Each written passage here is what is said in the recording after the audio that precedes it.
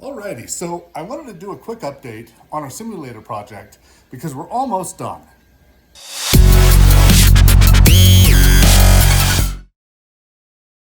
However, I've run into a bit of a snag, a big snag actually.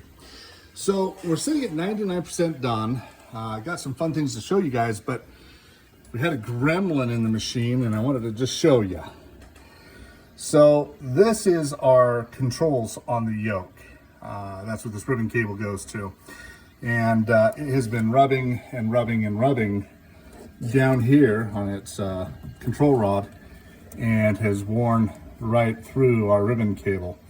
Luckily that's not a big deal. It's a 20-pin cable and we'll get that replaced here. I've got some parts overnighting to get to us and we'll be able to have that done.